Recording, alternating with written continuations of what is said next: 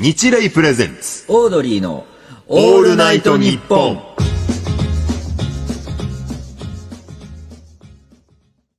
こんばんは、オードリーの若林です。土曜の夜かすみ、よろしくお願いいたします。一つよしこのね、番組のね、直前の話なんですけど、直前、この本番のってことですか。はい。ずっと言えなかったことがあるんですけど、本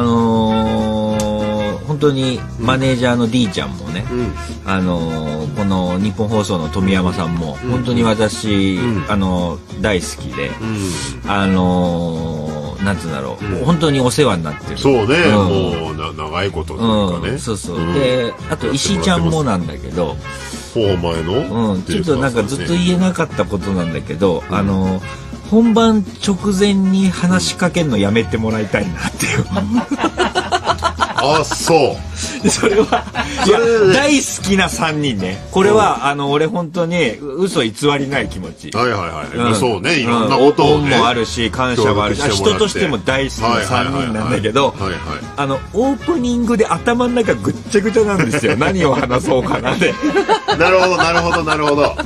で、本当に58分とかに、大好きギリギリに来るじゃない。もうね、今日もそうでしたよ。いつもチーフがね、毎週来てくれるなんてね、俺ら恵まれてるよね、環境。確かにね、この時間だしね。そう。いや、1時3時ね、確かにそうだ。だけど、その58分、12時58分とか直前に、ネタ番組のオファーが来てまして、どうしますとかいう話無理なんですよ。考えろ、タイミングを。こんなでっかい束の資料を持って、来週のしくじりなんですけどとか、無理なんですよ。そういうね、なんかその世間話とかじゃなくて、結構普通にちゃんとしたなんかこの相談みたいな。で、それはダメよ。俺も大人だからわかるんですよ。多分大輔も気遣ってくれる敏腕マネージャーだから、仕事の後に話すのは時間取るようで申し訳ないと思ってくれてると思うのよ。なるへそ、終わってから3時に終わって話すと、遅くなるからね。若林さん、早く帰りたいだろうと。そう。ただこのラジオも11年ぐらいやってて、オープニングで頭の中パンパンだろうなぐらいわかんねえもんかなっていう。そうだね。そしてね、自分で言うのもなんだけど、苦労がないようにオープニングを喋ってる俺、素晴らしいなって思う。そうね。そういう数々のその妨害がね、妨害をくぐり抜けて、58分に資料の束持って、再来週なんですけどは無理よ。ここしかないってことでもないだろうし、ね。そうで、富山さんね、ものすごいね、俺らの夢も叶えてくれて、武道館とか、このラジオもそうですけど、もうすごい喋って、ミニ四駆も。そうか。で、富山さん何話してるの？富山さんはここのところ、12時55分あたりから俺のことを見つけるや否や、もう毎週エヴァンゲリオンの話。だよ。もういやでもう45分なんなら50分まで聖堂さんと、でもフリートークの順番ですよね。この話がケツっすかねとか、いやー若林君それ先の方がいいよとか、12年、11年やってきてて、でもう本当にギリギリに時計見て、もう50分ですねとか言って、9階から4階にね、降りてくるギリギリにね、わけですよ。その後にエヴァンゲリオンの話無理やってんだよ。で富山さん今ガラスの向こうで大ちゃんもねちょっと2人とも腕組んで下見てますけど。そうだね。1週間分貯めとくなよ、エヴァンゲリオンの話を。この話若林さんとしようじゃないんだよ。だとししてもね、タイミングね。うん、さっきね、富山さん、若林さん、プロフェッショナルのね、庵野秀明さんの、長いバージョンが、さようならエヴァンゲリオンっていうのが、おとつい29日でしょ？そうだ、お前、エヴァンゲリオンの話すんなよ、お前。なんでよ。俺が19の時。なんでよ。面白いぞって言ったら、いや、俺なんか乗る乗らないだ、なんか長いんでしょ？ああいうの俺いいわ、つってお前言ったから。19でしょ？ 20 年前だから。なんだったらもう、ね、久美さん好きだからさ。劇場版のやつをハーダーなんだ、見直したこないだ。まあ、久美も見んじゃねえよってのはありますけど。それはいいだろ。私はそう言うのはわかるよ。で、19の時に若林さんそう言って言って、いいやって言ったら覚えてるけど。クミもね、プラグスーツ着てね、なんか頭につけてね、なんかこう、インスタとか載せてんでしょうけど。載せてないよ。コスプレしてないわ。02とか01とか書いて。コスプレするほどでもないけど、好きだって言って、ね。それ何お前、クミと一緒になって見るようになったのもしかして。クミに勧められてと。クミが見てるからとか。見てるからっていうか、やってるじゃない新エヴァンゲリオン。そう。それを、なんか、だから若林さんにこの話したでしょ？エヴァンゲリオン見るの何週間前に。で、久美さんが、いや、好きで、で、ずっとその昔から好きで、そのシーンも見に行きたいんだって言ってたから、ああ、じゃあいいね、なんつって言って、で、見直してたのよ。上波級とか。そう。今9途中ぐらい。いや、おかしいじゃん、それは。何がおかしい？見んじゃねえよって俺が言ったんだから、この AT フィールドもこうです。おい、日本放送の AT フィールドをさ、破るなよ。ブイーンっつってさ、ブイーンっつって。俺これ破って、お前の向こうに出てくぞ、両手でこう開いて。入ってくんなよ。ウィーンってなってんだから、ウィーンって。ガシャガシャって。いやね、改めて。いや、見るなって19の時お前が乗るだ乗らないだ、うだうだ言ってんでしょ。そういうのいいからってお前は言ったんだから。それは言ったと思う。だけど、それはもうね。そう20年前。何度も言うけど、ピンポンもそうだからな。ドラゴンとペコのケースじゃない。そんなベータなそんなベタなって、お前が言ってたんだから。そんな言い方してない。ピンポンも見るなだし、あとお前ベタもやるなよ。なんでベタを否定してんだから。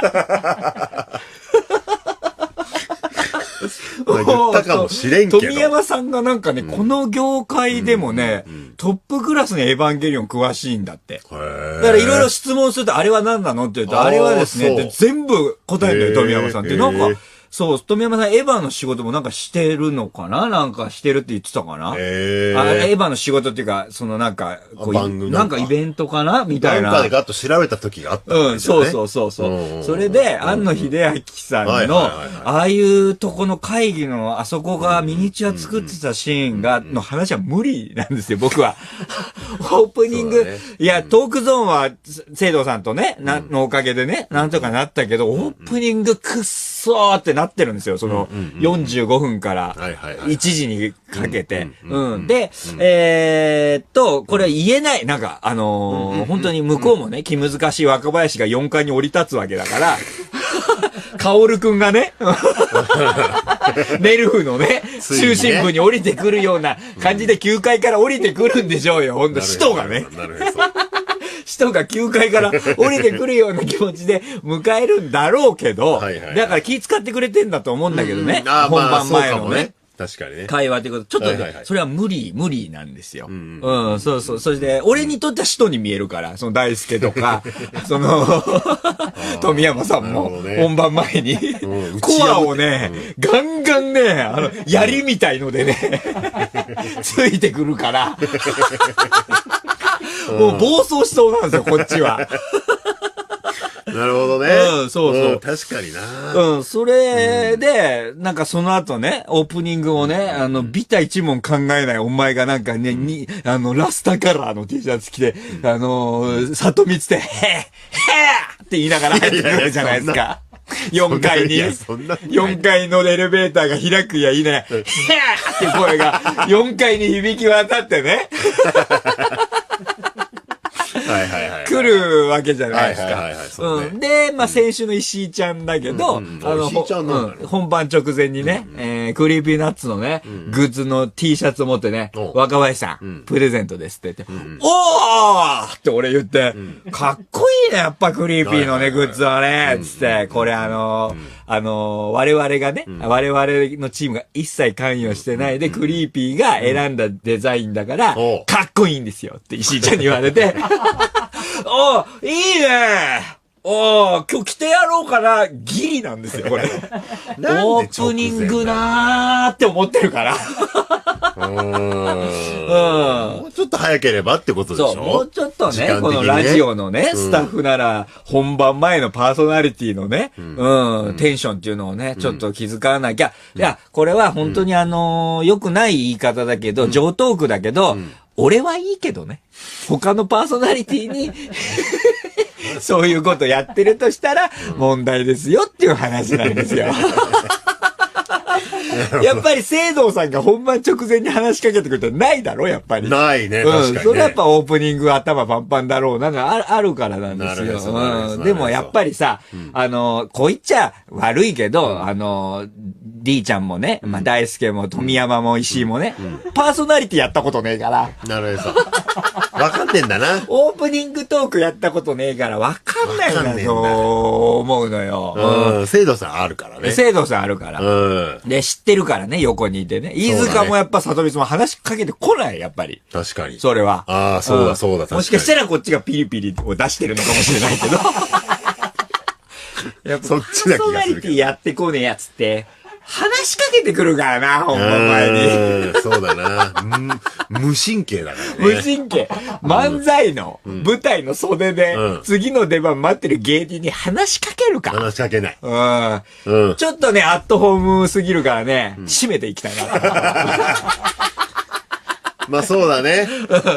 悪い子じゃないけどね、アットホームはね。悪いことじゃない。すごくいい雰囲気でやらせてもらってる11年間ね。それぞれのディレクターさんにね。のびのびとね。やらせてもらってるけども。そうだけど、やっぱりそう考えると、ヨシキは話しかけてこなかったですよ。なるほど。やっぱボタモチも話しかけてこないけど、やっぱり石井ちゃんは話しかけてくる、やっぱり。これゲームこれ知ってますってあってそうですよ、石井ちゃん。あるあるある。イベントで話したりしたことはあると思うのよ。石井ちゃんも富山さんも。でもそれは練って本番迎えてると思うんだよね。やっぱり、そうそう、レギュラーでやってねえからさ。そうね。生な感じやってないからね。そう。その場でね、新鮮なものをお届けするからな。まあでも、なんか、ほぼ同意の穴合いのって打ってるけど、お前もだからな、それ。お前もだから。どういうこと？いや、そのオープニング考えてこないから、なんか、あ、そうなんだって言ってなきゃダメよ、今は。ああ、そうか。いや、そうですよ。ああ、そうか。それはよろしくお願いしますよ、それは。ああ、想像でしかないもんね。想像でしかない。すっからかんなんだから、コックピット入ってないだろうだって、お前の頭の中には。長いトラックみたいので運ばれてくるだけで春日という体が。ああ、そうだね。いや、そうなんですよ。それをちょっとね、ずーっと言えなくてね、申し訳なかったなっていう思いがあるんだけどね。まあでもよかったじゃないですか、言えてね。来週からね、ちょっと、本番前の10分とかは、もうちょっとピリピリした空気で、やっていきたいなと思いますけどもね。そこで締めていくってことね。もうちょっと早めに話すことがあれば、話してほしいってことですよね。そういうことなんですよ。22時半とかにしようじゃあね。22時半とかだったらいい。23時はちょっと無理かもしれない。ああ、じゃあ23時までにしよう。でも23時までに会うことはないじゃん。その3時に。ああ、そうか。そう。じゃあダメだね。ダメです。本番終わった後にお願いしますっていうのは。それはいいんだね、じゃあね。本番終わった後はいいですよ、それは。むしろ。なるほど。むしろいいですけど、本番前はね。で、今日ないんだけど、オープニングが。話しかけられたからね。話しかけられたからだよ。それはもうしょうがないよ。話しかけられちゃったからね。そう。オープニングはちょっとね、なくてね。その富山さんと庵野秀明さんの、あれ、プロフェッショナルって名前じゃないのね。BS でやってたんだかな、あれ。ああ、そうでしょ？春日もだからそれをチェックしたいぐらいには、エヴァンゲリオンにハマってるってことなの。ハマってるっていうか、まあ、興味ある。まあだから、押さえておきたいというかね。知っておきたいっていうのはあるね。ああ、どういう風に作られていたのかとかいうことですね。やっぱ話題でもあるわけでしょ？その結局シーンが。そうそうそう。それをなんかパッと見に行ってよくわかんねえってなるよりも。見に行くとしたらよ。ちゃんと分かってる。そうか、まだシーンは見に行ってないんだね。行ってない。久美さんとも。久美さんが行きたいって言ってるから。エヴァンゲリオンの、制作側が、そろそろネタバレのツイート OK ですみたいな感じで言ったんだよね、確か。そうなの？もう解禁。そんなことあんの？解禁しましょうみたいな。だから今から喋りますけど、ちょっと待ってくれよ、おいいや、そりゃないぜ解禁だとしても大元がさ。びっくりよ、オープニングが。もう全員、エヴァンゲリオン乗る子供たちが、42歳になってるからね、全員。全員ヒゲ生えてる。同い年、我々と。シンジ、ヒゲ生えてるから。ますます見に行きたくなってきたな。そんななの？オープニング。いや、オープニングすごいですよ。そうなの？結構なんか、結構今の要素も結構詰まってますから、みんなマスクしてます。ソーシャル保って。ソーシャルってみんな保って。それぞれ2メーターぐらい間隔空けて。みんな2メーターぐらい間隔空けて、戦艦みたいのに乗ってたり。やっぱり乗るときもアルコールで。アルコールで消毒して。体温もピーっていって顔が映るやつ、この警備の前にあるようなので。それがエヴァンゲリオン乗るから。そうなの？そうです。うわ、見てえな、ますます。エヴァも鼻の穴からPCR 検査してるから、入れて。それで大丈夫だったら戦いに出てくるっていう。やっぱ今をすごい踏襲してますから。すごいね。すごい。さすがだね。玄道はもうフェイスシールドをしてますから。フェイスシールド派かって思った。あれ、それぞれね。いろいろあるけどね。演者によって好みがあるから。あるけどね。フェイスシールド派と。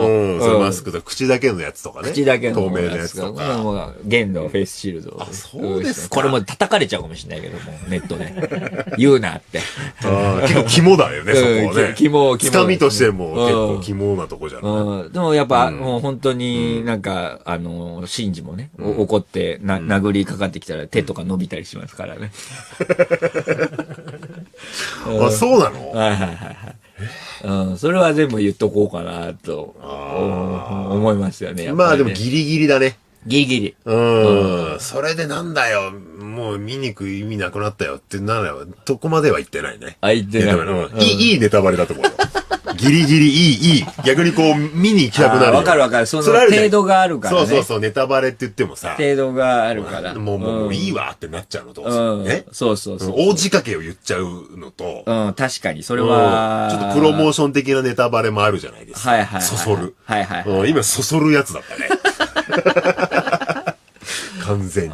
そうか。シンジも大人になって、シンジの子供が今度乗るようになってて。世代交代してる？世代交代してたりもしますからね。そうなの？そんな進んじゃったってことだ、じゃあ、話が。まあ話が進んだっていうか、まあ嘘っていうか。嘘つくなよ、嘘は。嘘はやめてくれよ。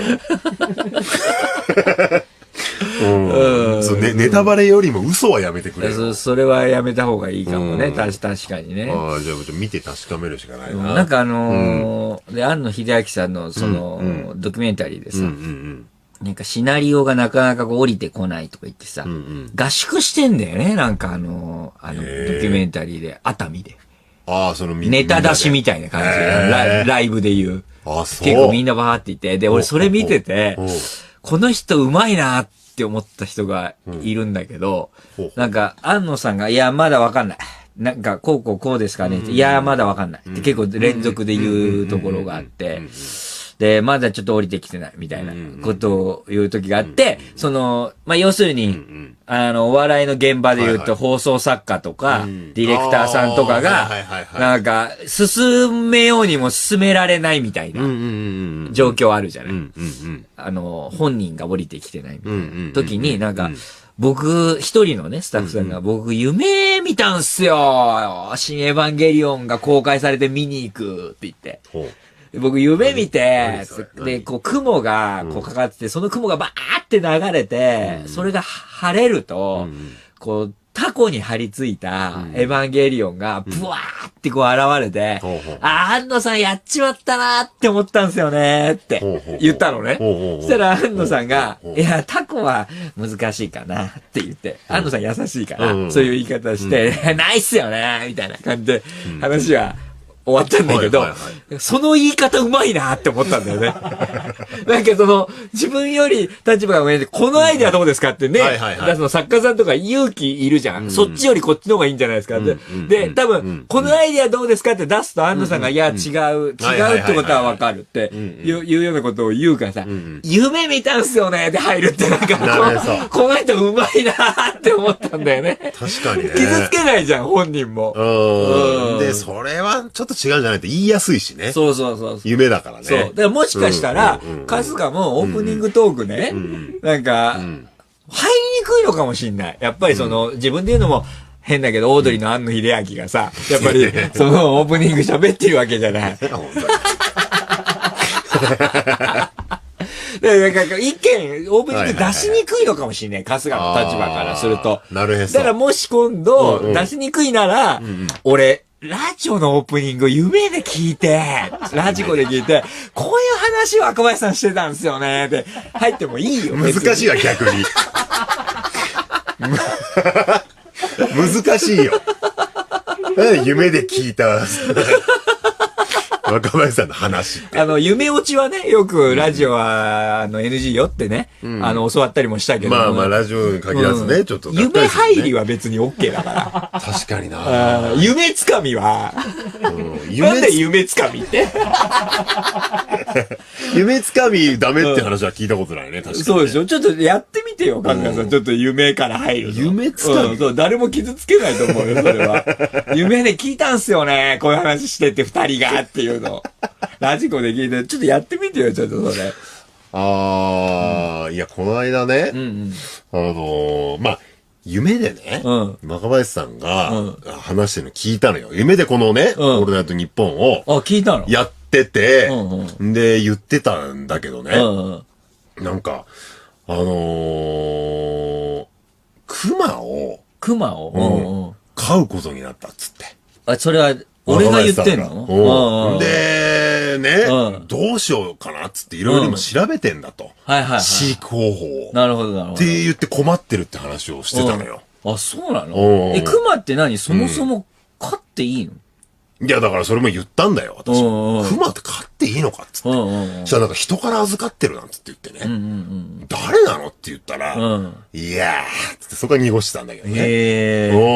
そういえばさ、熊ってさ、昔さ、野川公園でさ、まだ春日が実家に住んでる頃さ、野川公園でネタ合わせしてたじゃん。23歳の時に。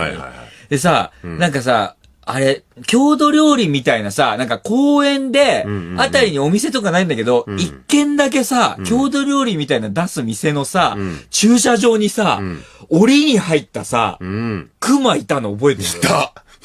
いたよな。熊いるんだよってお前のこと連れてかなかったっけ？熊いた。よくわかんないけど、いつもやってたさ、車をさ、止めるところのさ、熊いたね。熊いたよな。二人でなんか暗くなってから、嘘だって春日が言うからさ、ちょっとついてこいよっつってさ、言ってヘッドライトで照らしたらさ、熊がいてさ、いや、熊だって言ってたもんな。言ってたね。お前、とりあえず俺の言うこと否定するよな、昔から。そういえば。いや、あんなとこにいると思わないからね、熊がね。そうだな。いたけどね。まあ、飼うってことは正直考えたことないけど、熊で思い出したわ、そんな話。いや、確かにいたな。確かにいたな。ここのその熊がいた、野川公園の熊がいたっていうところは、本当だね。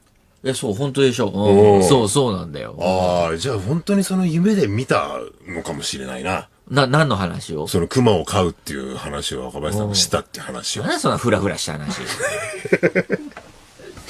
や、なんかちょっとファンタジーすぎるよ。なんか熊の話じゃないなっていうのは分かった。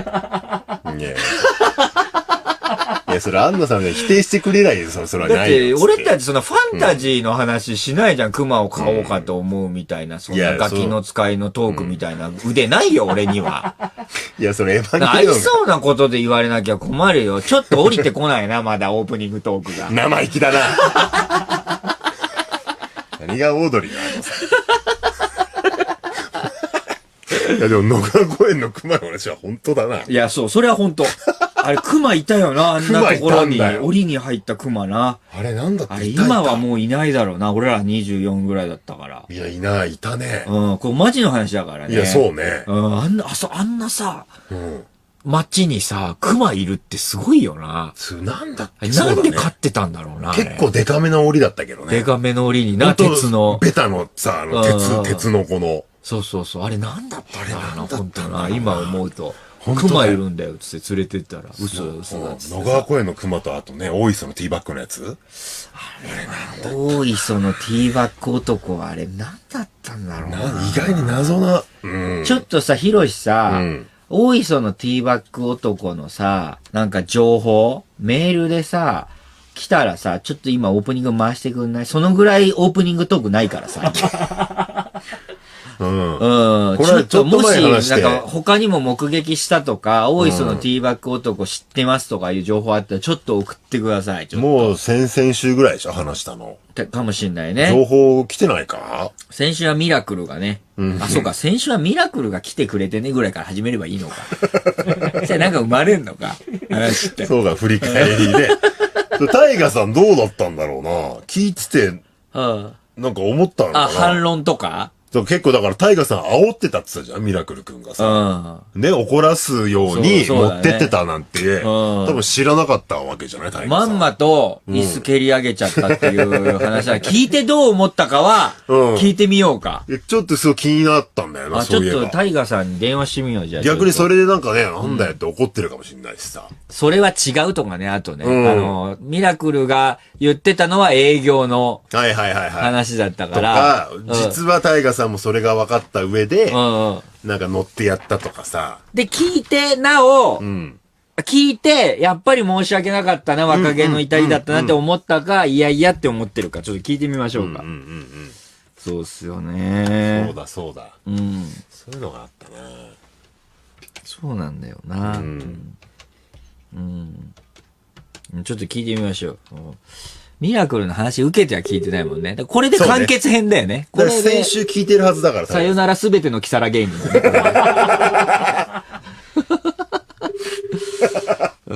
それで最後です。もう終わりにしよう。もう終わりにしよう、これで。もうバーヒデとかビッグさんも含めて。そうそう。待たせに待たせたから、やっぱり。もうファンを。11年ぐらい引っ張ってるからね。一番サービスに手伝きます。ちょっとこれだよ。終われねえじゃねえか。ついにね。またファンを待たすことになるな完結できないね。完結できないよな残念チャンスだったんだけどな。いやー、やっぱりそうか。まあ、ご家族いるから。まあそうね。申し訳ない。この時間はさすがに寝てますよ。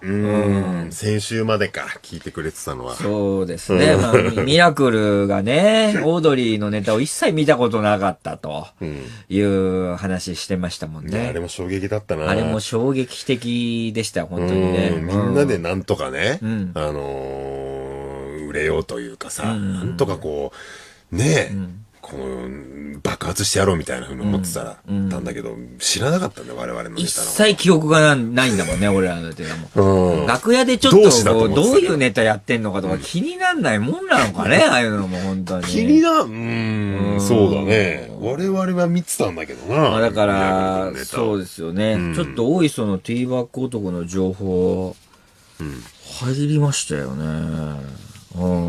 そう。ラジオネーム、JJJ のカトラ。10年近く前の話になりますが、埼玉市のとある大型プール施設で、ブーメランパンツを履いて、高速でウォータースライダーを滑りまくる通称、大宮のブーメラン男を目撃しました。もしかして、大磯のティーバッグ男の仲間でしょうか。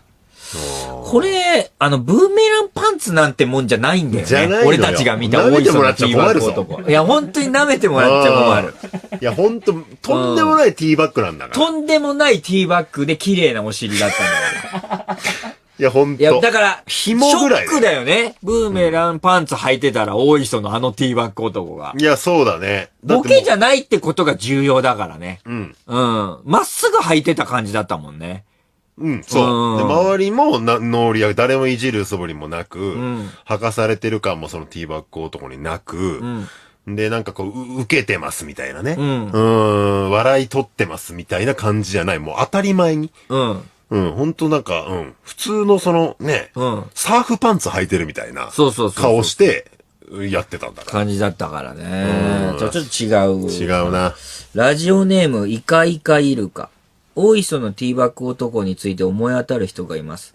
23年前に私が某私立中学校に通ってた頃、夏季休暇に水泳学校という自由参加の合宿があり、学校 OB で組織されたグーフィーズという指導員の団体に、岡長と呼ばれるリーダーが一人いて、プリプリのティーバッグでした。岡長は大学生くらいかと思います。23年前、ちょっと時系列考えよう。23年前。俺と春日何歳だ ?19 とか。ああ、でもまあ確かにな。ありえるな、岡長説。だってね、免許取って、すぐぐらいの夏だったから、ありえるな。ちょっとイカイカいるか、ちょっと、なんか、なんつうの、似顔絵描いてくんないかな。似顔絵っていうか、お尻描いてくれないかな。送れないか、メールじゃ。そうだね。まあ、あり得るけど、ちょっと地域がどこなんだろう。こう。そうだね。でも、指導員の団体で、ずーっとティーバッグ履いてる人なら、あの空気感なのはあり得るね。まあ、そうだね。ちょっとね、これね、春日さん、コーナー化します。大磯のティーバッグ男。目撃情報を集めるっていう。いや、こう、いいんじゃないですか。だから、はっきり、もうだったら、私ですとか、近いとこまで行きたいよね。そうだね。私の友人でもいいし、知り合いの知り合いぐらいまで行きたいな。でも、最高は私ですだけどな。ちょっとこれ、ボタン持ちさ、今度のスペシャルウィークさ、大磯でできるかな。ちょっと大磯の、大磯でどこでそれ海水浴場でやるってこと？海水浴場で、まあでもコロナ禍だから、大磯のティーバッグ男をそこで待つってできないか。人集まっちゃうかもしれない。まあそうだね。でもなんか、どうなんだろう。リトルトゥースってすごいマナーしっかりしてるから、冷やかしでは来ないと思うのよ。でもまあご時世だから、ちょっと無理かもしんないけど、浜辺で、機材とか持ってきて、まあ、焚き火やっていいかわかんないかわかんないけど、大磯のティーバッグ男を待つっていう。現れるかと。まあ、できないことはないんじゃない？それか、それかよ。ホテルからの部屋からお送りして、それはほらハワイとか、アメリカでやらせてもらってできることは分かってるじゃん。大磯のホテルからやって、春日に中継出てもらう。なるへそ、なるへそ。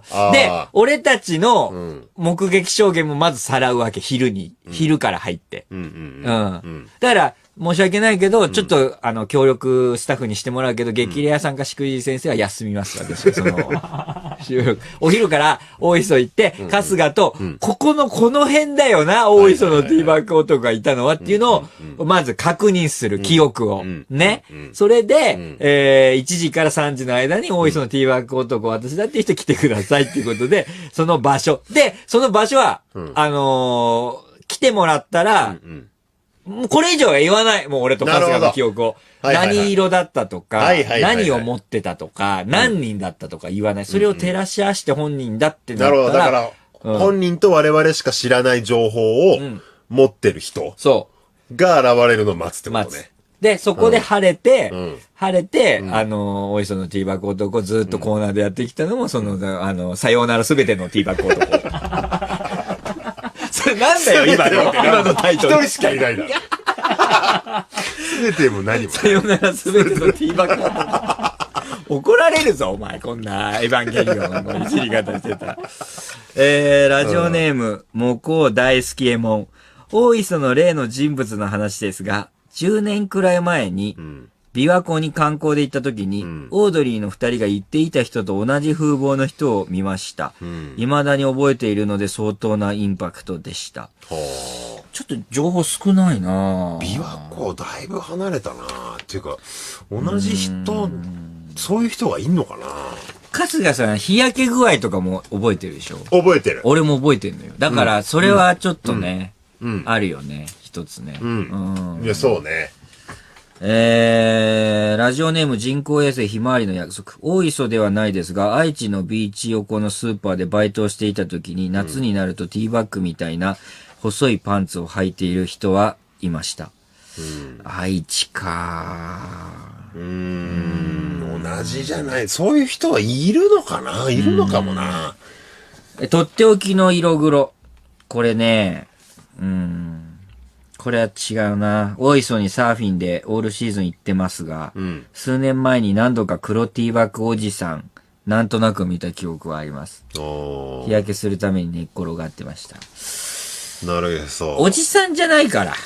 じゃないけど、でもその人だとして我々が見た。今もティーバッグでおじさんになってるって可能性はあるよね。この人そうか。で、あと住所も見るに、大磯の近くの人だわ。この人ちょっとキープだな。このメールは。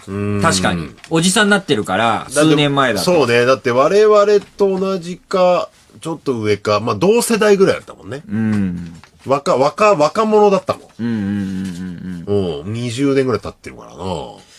ラジオネーム、卵かけペヤング。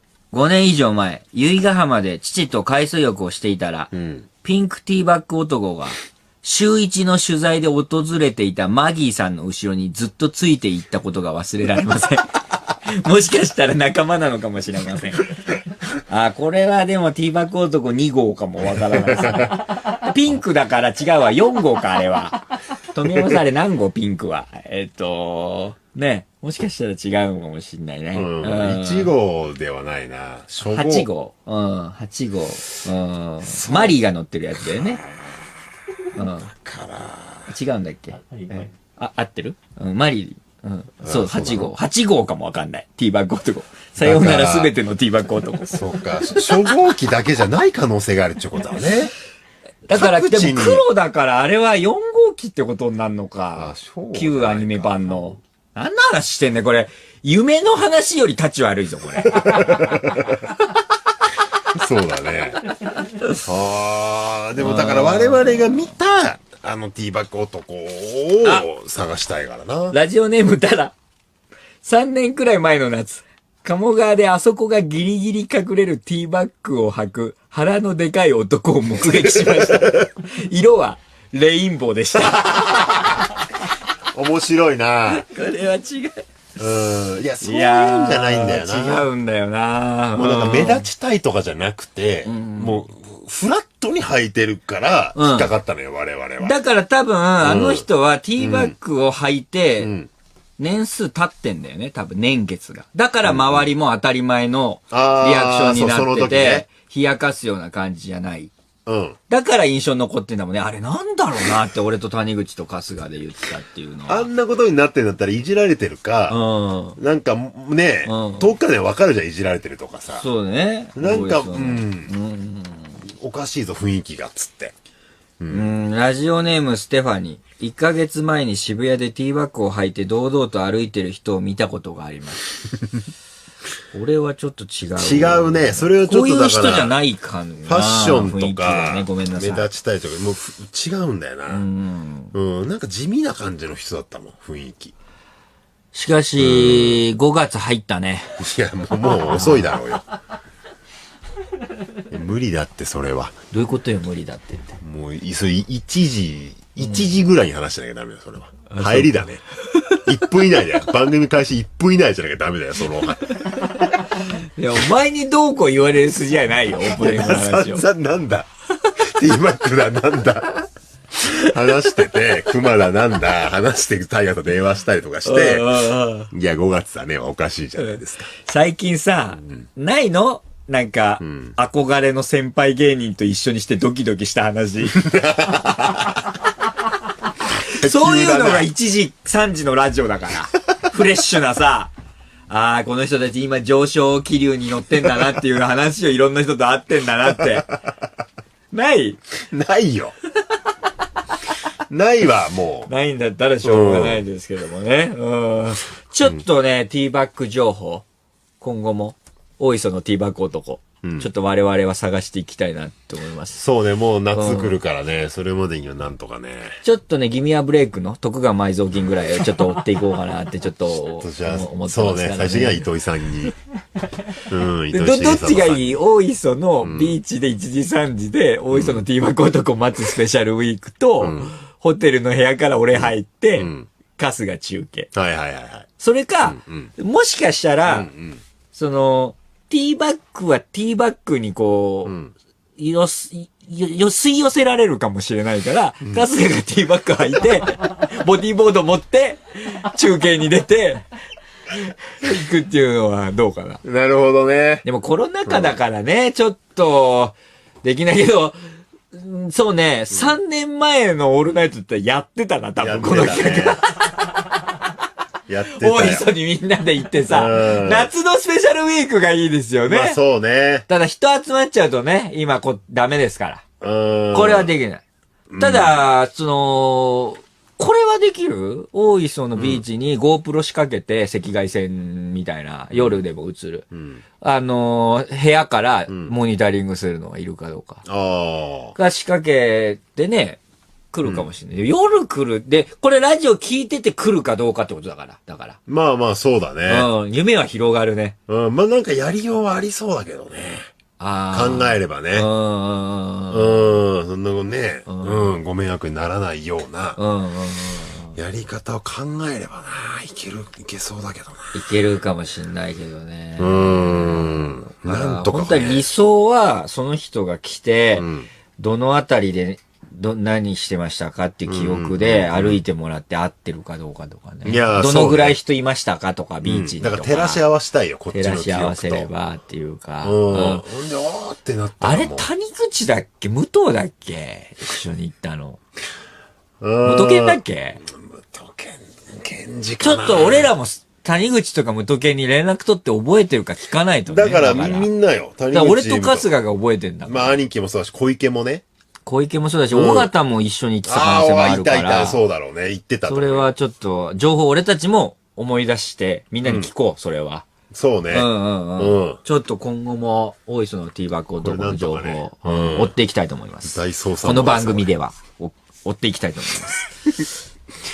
日霊プレゼンツ、オードリーのオールナイトニッポン。この番組は、美味しい瞬間を届けたい、日霊、日本触媒、サミー、出光興産、楽天カード、種の滝、ソラシドエア、AK レーシング、ベラジョン無料版、キャリアチケット、自分の中に毒を持て、JA 全農、カジ旅フリー、ジットグループ、以上各社の協賛で東京千代田区有楽町の日本放送をキーステーションに全国36局ネットでお送りします。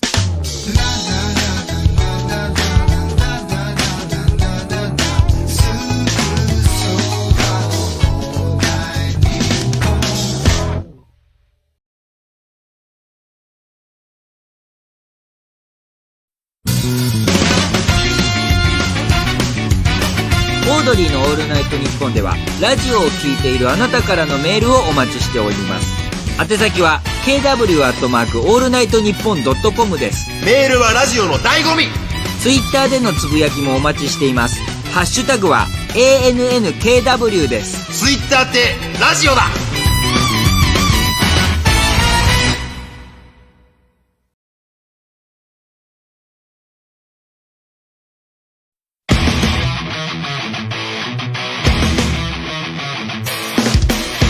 シレイプレゼンツオードリーのオールナイトニッポン。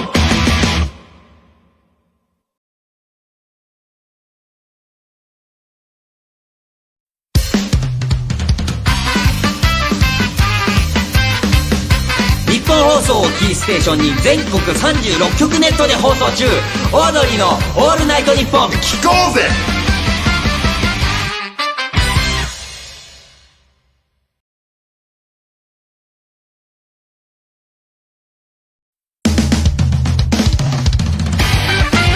日本放送をキーステーションに全国ネットで放送中、オードリーのオールナイトニッポン。春日に学べ。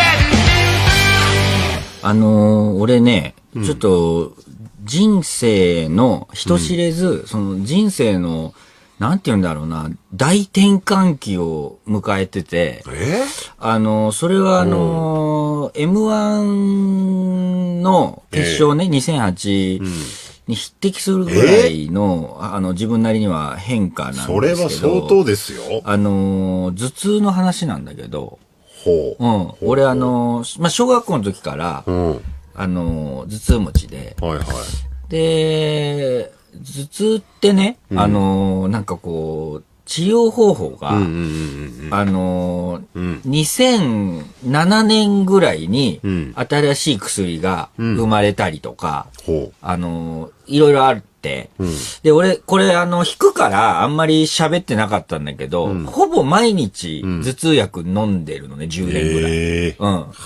それで、ひどい時って、運転できないぐらい、途中で痛くなって、止めて、たら、まあ、それは2回ぐらいしかないけど、岡田マネージャーになんか、戻ってきてもらって、運転してもらって帰ったりとか、したことあって、で、頭痛出ると、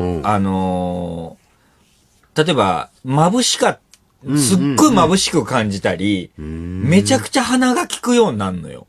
ちょっとの匂いに敏感で、で、頭痛いな、もう運転無理だなと思って、路肩に車止めて、岡ちゃん来るの待って、で、岡ちゃんが大丈夫ですかって来て、その時は助手席に移ってんだけど、ラーメン食べてきたなって分かったりするわけよ。鼻がめちゃくちゃ。でもそれはもう頭痛いすぎて別にラーメン食べてきたとは聞かないけど。まあそれはしょうがないだって。でも岡田マネージャーって急な話なんだから。それなんかサボって食べてたわけじゃないからね。まあ岡ちゃんもね、お箸片手に大丈夫ですかってやっぱり来るから。それちょっとふざけてるな。紙エプロンかけて、お箸持って、大丈夫それふざけてるな。それは怒った方がいい。替え玉のお皿持って、大丈夫ですかって来る時あるから。だったらもう、来てまた戻るつもりじゃん、そいつは。でも、替え玉を持参できたのかなっていうぐらい匂いがすんのよ。鼻がめっちゃ効くようになるから、頭痛になると。でもなんか本当お母ちゃんには助けられてるし、いいマネージャーだなって思うの、優しくてね。で、4年ぐらい前に、で、おぎやぎのおぎさんって俺って、頭痛友達で。なんかね、よく話すって言ってましたな。そうなの。で、もう本当に、おぎさんとは頭痛の話を毎回地下駐車場で日テレのあったらするぐらいで、で、おぎさんもほぼ毎日、今ちょっともしかしたらなんか、一回治療するって言って、なんかね、されたりしてたから、治ってるってことはあんのかな、なんか、かもしんないけど、毎日飲むっていうぐらいのっていうことで、お互いね、話が盛り上がるっていうのがあって、で、4年ぐらい前に、なんか、小木さんと会った時に、なんか、海外で、なんかその、頭痛のね、痛みの成分を、なんかこう、キャッチして、それをなんかこう、痛いっていうとこに、はまらないようにするっていう、妨害する、花粉症のさ、アレルギーの抗体の薬みたいなもんで、キャッチするっていうのは、なんか発明というか、医学の進歩でなんか生まれたらしいよ、みたいな。でも、俺と小木さんは、頭痛の情報に多分、めちゃくちゃ詳しくなって、俺はもう頭痛の学会の記事とか読んでんのよ、いつも。すごいな。うん。とか、頭痛の記事なんか、多分、ほぼ網羅してるから、頭痛の特集とかテレビでやってるのを見ても、へーって思ってんのよ。なるへそ。作家さんで入りたいな、ぐらい。で、俺、前もね、このラジオで喋ったけど、駆け込みドクターの頭痛特集の時に、お医者さんに、それは一概には言えないんですよって言ったからね、俺。詳しいからね、その分野じゃ。そう。それで質問で詰めて答えれなくさせたりさせちゃってるぐらい。で、小木さんがね、で、4年前にそういう薬が、なんか、発明されたらしいよ、みたいな、それ頭痛の学会の人とかとも、なんかこう、の病院とかも、こう、いい評判聞いたら行き倒してるから、俺と小木さんは。いろんな頭痛の専門の病院を。で、俺も調べてて、で、それを見て、で、なんかね、たびたびね、なんか、革命的な治療薬がね、なんか見つかったみたいな記事が出てはね、なんかね、フェードアウトしていくのよ。なんか、どうなったんだよ、みたいな。ってことが。実現しないんだね。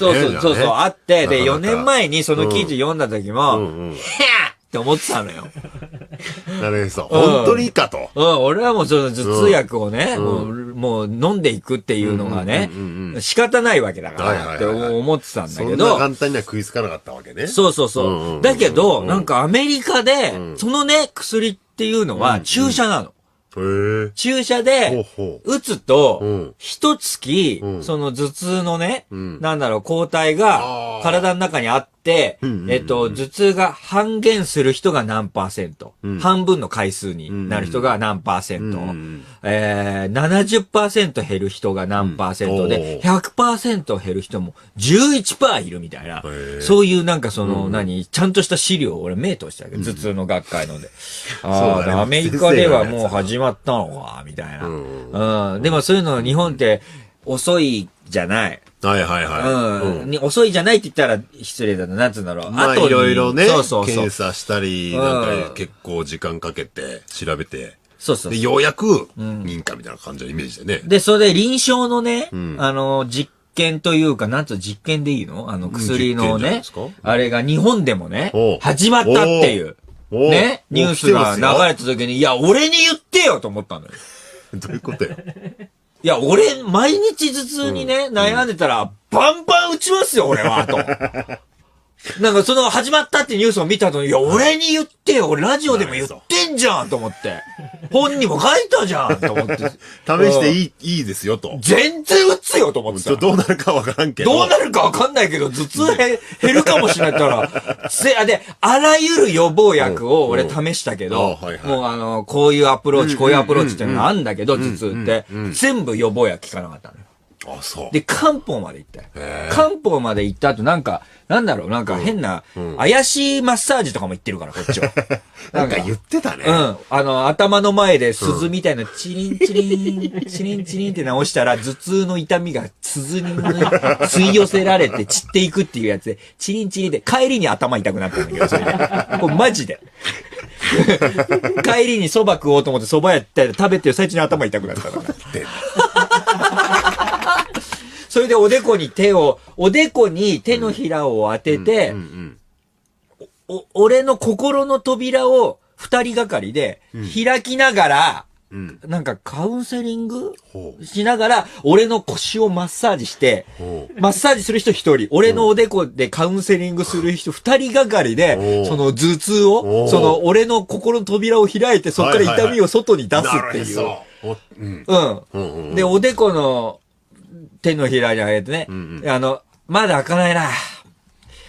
あなたは今幸せですかって、もう幸せです。まだ開かないなって言われて。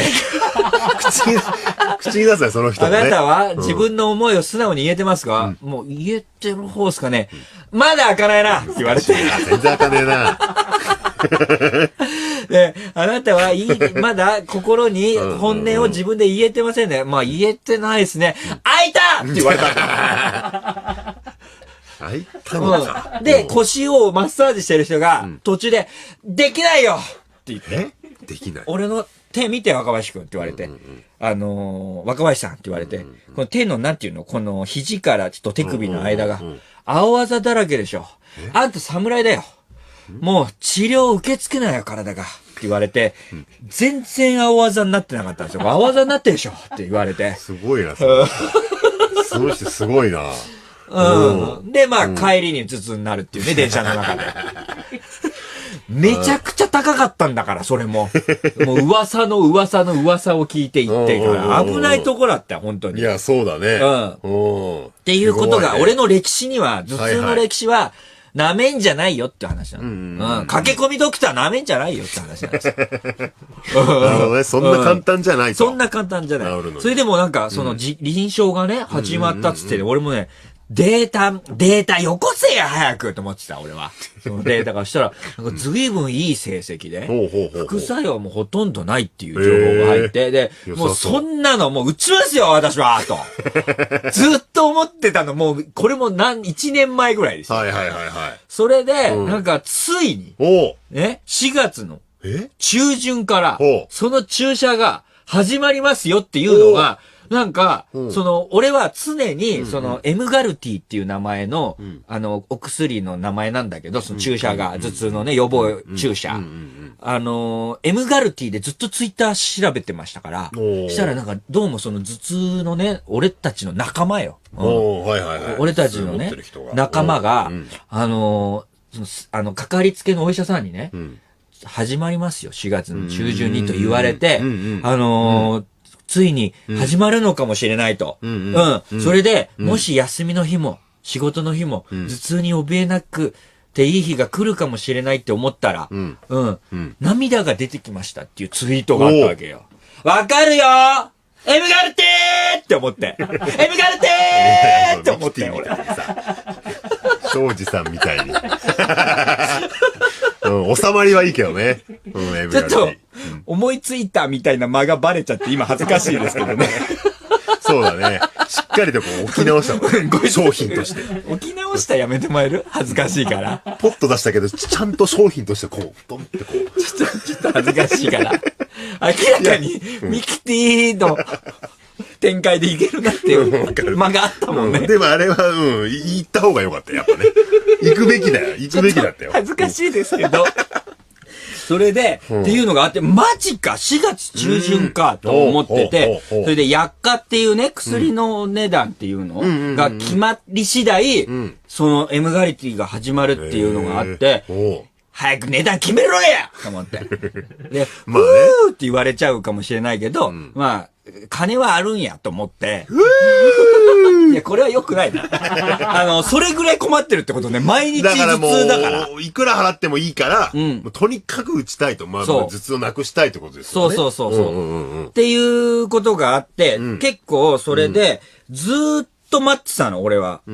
で、それで、もう毎日ツイッターで見て、で、したらだからその薬のことも知ってて、で、4月の頭で、俺の頭痛薬って、多分あれ強い薬だからなのかな。法律じゃないな。なんかルールで10錠までしか出せないって決まってんのよ。ああ、1回に。そう。だから10日さ、連続で出てたらさ、もう8日なかったらめっちゃ怖いから、ロケとかの時に。そうだね。あと2錠とかになったらもう絶対病院行かなきゃいけないから、もう絶対頭痛の病院なの。休みの日は。結構じゃあもう月3回ぐらいは。いや、もう常連ですよ。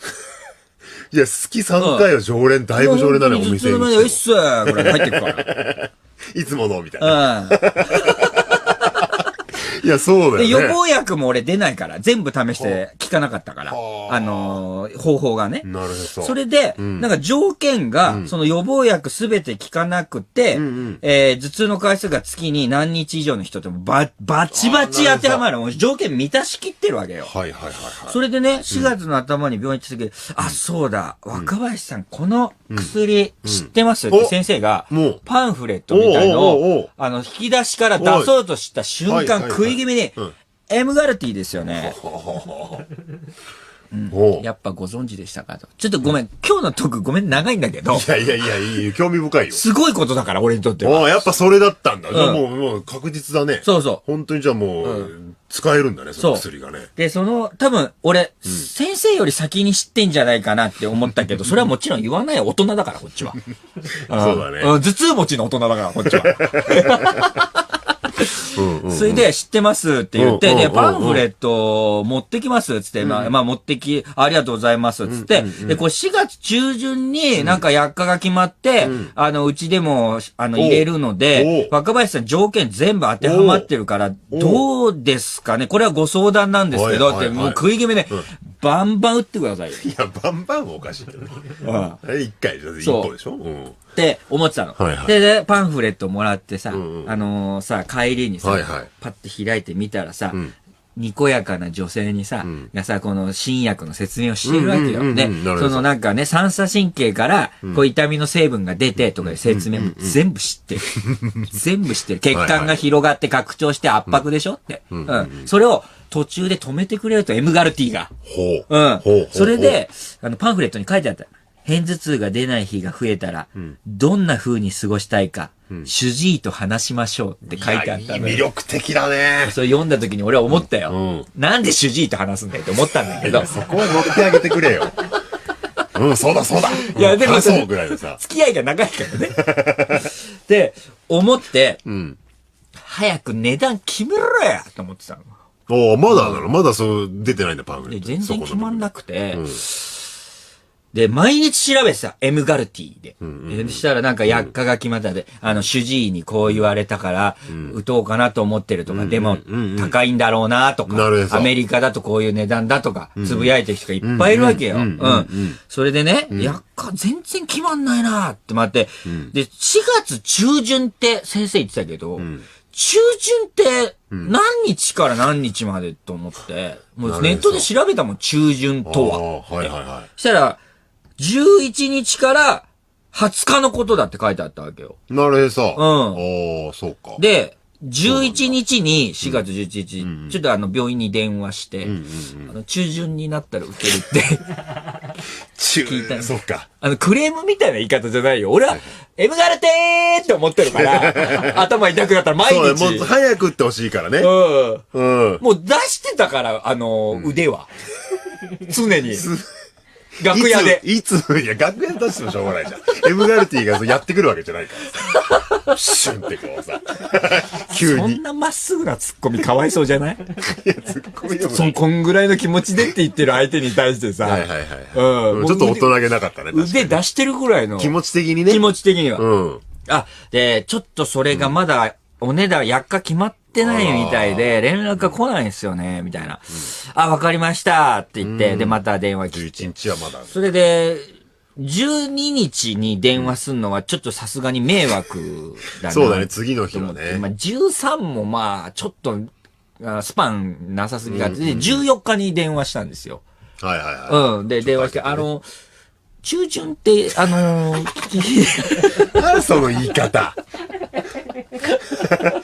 いくらなりましたぐらいでパッと聞きなさいよ。で、したら、それがまだ決まって、若林さん、こっちから電話しましょうかって言われて、それ助かりお互いにいいね、その方がね。ます、と言って、それでこっち薬価決まって何日から打てるって決まったら、お電話しましょうか。すいません。ありがとうございますって言って、で、そういうの毎日、夕方とか夜、仕事終わり、仕事中もあるんだけど、痛くなったらもう、エムガルテーって思ってるわけ。もう、出してる状態だから。もう、そうね。前とは違うよね。で、電話かかってくるから、電話がバッてこう鳴ったらさ、エムガルティかなと思って、パッて見たら、タイガとか出てたりさ、いや、タイガかいみたいな。で、電話バッてなったら、アジマとかね、アジマさんかいや、アジマさんはいいじゃん。電話バッてなったらもう、里光かいみたいな。そういえばエムガルティかなって思ったら、里光かいエムガルティかなって思ったら、アジマかいアジマさんって言わなきゃいけないんだけど、アジマさんはいい。逆に頭痛の種から電話かかってくるみたいなね、感じなわけです。こっちからしたら。M ガルティどころか。M ガルティどころか、頭痛の種から電話がばっかりかかってくる。ああ、なかなかかかってこないんだね。ついにさ、電話かかってきておうそれがもう電話かかってきたのが23日とかかな。あら、中旬ちょっと過ぎたあたりだ。で、27日に入ると。ほう、でもいいね。で、27日以降でしたら予約入れましょうかって言われて、27日予約入れさせてくださいっつって。と、その日にね。名古屋の日。新幹線乗る前に、M ガルティぶっ刺して、新幹線乗ったろーって。で、27日を本当もう、あんなにこう、発売日を心待ちにしたの、ドラクエ3以来だよね、本当に。よっぽどだね。そういえばドラクエ3とかも発売されるって聞いたとき、中旬とはとか調べたと、もう辞書とかで、その時は。中旬っていつね、あるよね、ゲームが待ち遠しい時。何日なんだよ、つって。上旬って何日から何日だよ、みたいな。下手したら、春とかってやつだよね。そう。で、23日に電話かかってきたから、やったが決まって、もう下旬ですけどね、と思いながら、それはもう誰のせいでもない。今大変ですから、その、お値段とか決めてくれたんだよ。で、27日、新幹線乗る前、朝、予約入れて、で、予約入れたんだけど、もう待ち遠しくて早く起きちゃって、で、その前の日も実は頭痛出た。でも、頭痛薬飲むときに、お前とは今日限りかもしれねえけどな。って思いながら飲みましたけど、そうだね。まあ、腐れというかね、決して歓迎できる友人ではないけどね。そう。付き合いは長かったからね。なるわね。で、予約してさ、で、時間でさ、もうその頭痛の病院はさ、まあ、変な話、人気だから、行列になって。まあ、ディスタンス空けて廊下まで出てんだよ。それ待ってる間、ドラクエ3待つような気持ちですよ。博品館思い出して小学生の頃のドラクエ3の。縦札ね。この最終列とかね。もう出してたから、腕は。もう、その気持ちはね。で、予約して、自分の順番に来て、処置室入ってったら、銀のお皿の上に、M ガルティって書いてある注射が、2本。2本あんなに注射がね、なんか嬉しかったことないね、見てね。基本的に嫌なもんだからね。注射なんて。そう。それで、まあ、最初は2本打つっていうことで。で、肩にしますか？お尻にしますか？おけつもある。で、それどっちがいいんだろうと思って、じゃあ、肩でって言ったら、肩でいきますって言われて。何どういうこと？なんで？痛いらしいのよ、肩の方が。あ、そうなんすか？でもまあ、でも俺は、とか全然思わない。頭痛が収まるなら、もう全然注射の針なんて、ぶっ刺してくださいよって感じ。はあ、そんな痛みなんて、頭痛の痛みに比べれば。じゃあお尻にしますって言って2本打つから。肩とおけつってこと？で、肩ですかってびっくりされたから。じゃあお尻にしますって。お尻の方が痛くないですかって聞いたら、お尻、大体皆さんお尻ですって言うから、そうなんだと思って。で、俺は、ズボンとパンツをなんかね、お尻のあそこまで下げて、寝てくださいって言われたから、俺ほらティーバッグ履いてないからさ。俺大磯のティーバッグ男じゃないから。ティーバッグ履いてたら、あいつなら別に脱がなくていいからね。常にそれこそ、打ってくださいって状態なわけだから。下ろさなくていいけど、恥ずかしいけどね。ティーバッグ。そうだね。大磯のティーバッグ男が片頭痛持ちだったらもしかしたら、パンツは避けないかもしれない。そうね。お医者さんも肩ですか以上に多分驚くね。ティーバッグですかってなるけどね。そう。まあでも、そう。たまたまオープニングと繋がったけど、俺はティーバッグ。おけつで。俺はもう、履いてないですから。下ろして。下ろして、それで、右のお尻に1本、左のお尻に1本打ちますと。1本ずつ、左右で1本ずつ、そんなに綺麗に分けてくれんだ。なんか優しさなのかな、そういうものなのかな、わからんけど。わかる。和樹の気持ちわかる。なんか面白いよな、これ。おい、気遣ってくれてんのか。別に、右、左、バランス取んなくていいじゃん。お前笑ってんじゃねえぞ、お前右を、2つね、打っちゃったら、右にこうね、なっちゃうとかさ、重心がさ。お前、M ガルティ刺してやろうか、お前。いや、大丈夫、私、頭痛ないから。でも俺はもう頭痛い時にずっと思ってた4月いっぱい。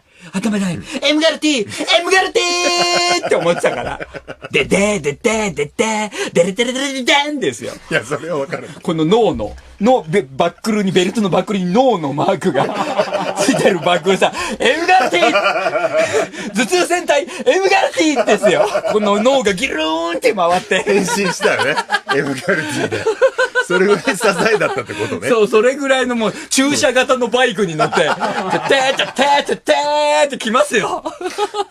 お前がエムガルティになっちゃってるってね。ぐらいのイメージよ、俺の中では。自身が、もうその夢にまで見た、エムガルティを、ついに。で、アルコールで消毒して、若林さん行きますよ。ぶっ刺してくださいよ、俺のケツにって。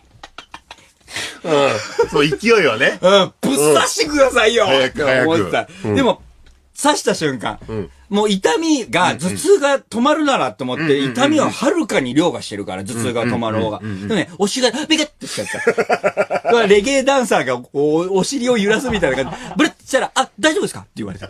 大丈夫ですって言って。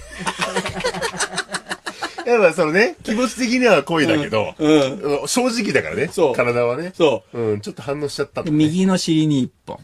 左のお尻にもう一本で、ブルッて振られて。バランスはいい。そう。で、これが1ヶ月効くわけですから。二コブラクダのコブのように、俺のその頭痛の予防薬の成分が右のお尻、左のお尻に詰まって、それが、コブがなくなった時が終わりってこと。お前何笑ってんだよ、お前。コブっていうか、お尻か。何人のケツお尻がぺったんこになった時が、エムガルティ。お前何笑ってんだよ。いや、笑ってる。いや、笑ってなくはないじゃん。笑ってない。笑ってるじゃん、だって。ずーっと笑ってないけど、さっきから。いや、言うからさ、二コブラクダってさ、そっちが。そういうことでしょ ?1 ヶ月間。で、打ったんですよ。どうなのよ、それ。これで、火曜日に打ったじゃん。だから、名古屋の日だから。だからなんか、もう、かなり態度は、なんか、これどうなるのかなってドキドキよ。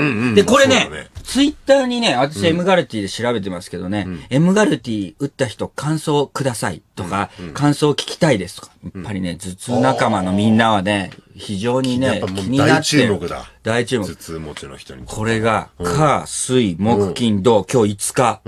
俺頭痛薬飲んでないんですよ。すごいじゃない。これすごくないですか？俺5日頭痛薬飲まないなんてテレビ出だしてから初めてで、多分。何やっても効かなかったのにね。それは痛みの成分を、俺の二コブラクダのように右尻左尻に入ってる。おい、何笑ってんだお前らおい笑ってないよ、誰も。笑ってんじゃねえか全員笑ってんじゃねえかよ誰もみんな真剣に聞いてるよ。みんな誰も笑ってないんだから。おい笑ってない、笑ってない。俺、頭痛に耐えて頑張って、みんなに頭、何笑ってんだお前ら笑ってないよ。双子ブラックだ、って言ってたよ、みんな。いや、笑ってんの明らかに。いや、俺こんなに受けてんの久しぶりぐらい受けてるんだけど。俺のこの右尻と左尻にエムガルティが。これが。成分がお前、ここにお前、音聞こえるか、リスナー。おい、リトルトゥース。確かに。俺のエムガルティを聞こえてんのか。確かに前のお尻とやっぱ違うもんね。一緒だよ。お前何いじってんだよ。M ってやっぱね、M っぽくなってるもんね。M なんて入ってね、それ注射打ったら M ってちっちゃい文字が入る。それは単純にタトゥーだから。いいね。そう、お尻に、俺今入ってるからパンパンに、エムガルティの成分が。だから、痛みをキャッチして、それが痛いってとこに入らない血管の、側面なんだけど。ブロックしてんだ。ブロックしてんだって。で、これ、頭痛薬飲んでないんですけど、これ頭痛仲間にね、なんか聞いてるかみんな。言いたいのは、痛みのマックス10。もうめっちゃ痛い。もう何もできなくなるし、うめく。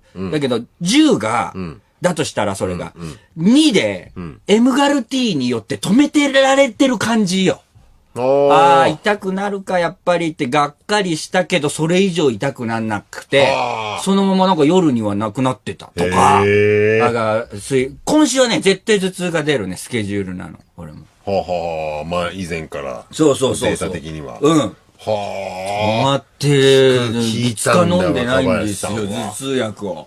はあ。じゃあなんか1ヶ月、大丈夫そうや、この先ね。そうそう。だからそのだから痛みをキャッチして頑張ってくれてるわけじゃん。その後俺のお尻に入ってる M ガルティの成分がやっぱ、一月になってだんだん軍勢が減ってくるのかね。やっぱそうなん倒れていく、その M ガルティ。戦ってくれてっていうことで。戦って。で、ゼロになった時に、またこう攻め込まれちゃうわけでしょ。したらその OEM ガルティをしてさ。で、そう。で、毎月1本、今度は最初は2本打つんだけど、今度は一月に1本になってくるのよ。だから、月によって右尻、左尻で変えていくのがいいのかな。やっぱそうじゃない？バランス悪くなっちゃうもん、だって。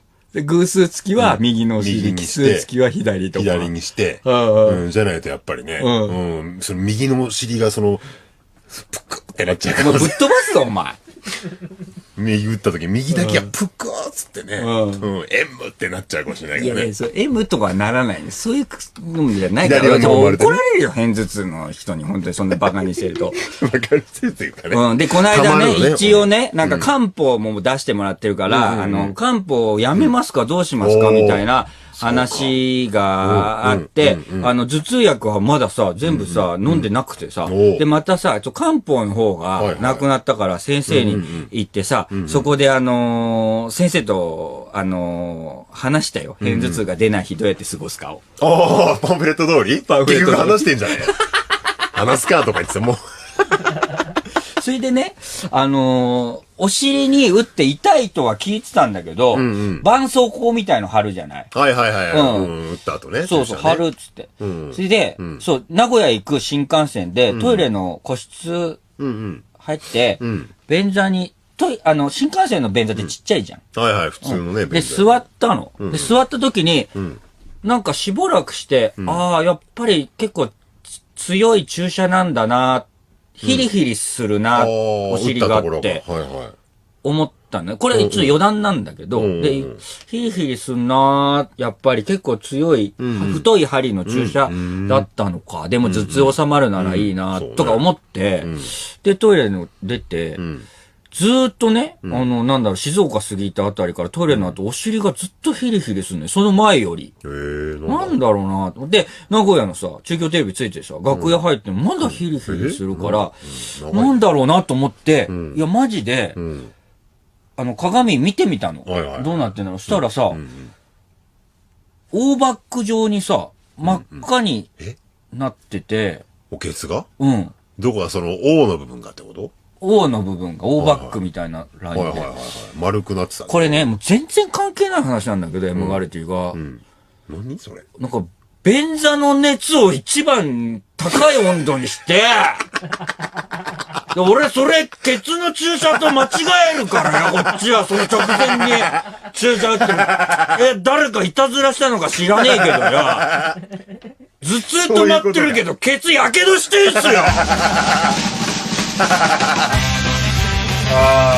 なんか、これヒリヒリが、これがあれかと思っちゃったんだよ。いや、そうだね。紛らわしいね。名古屋の大箱男。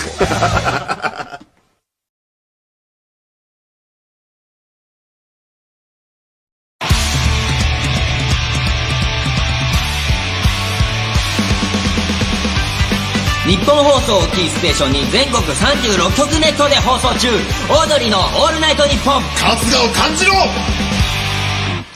この間ね、一日、軽井沢でロケありまして、で、そのロケっていうのが、まあ、5人ぐらいかな。で、なんかいろんな軽井沢の、なんか名物食べたりだとか、なんかこうね、名所というかね、そういうとこ回ってくる。だから、ヒルナンデスの、なんか旅ロケみたいなさ、まあ、特番なんだけど、それに行ったんですよ。で、まあまあ、普通に美味しいもんとか、なんか、ちょっと面白い体験とか、変わった体験とかするんだけど、ちょいちょい、その、3カ所、4カ所ぐらい行ったのかな。なんか、ちょっとしたドッキリがあるのよ。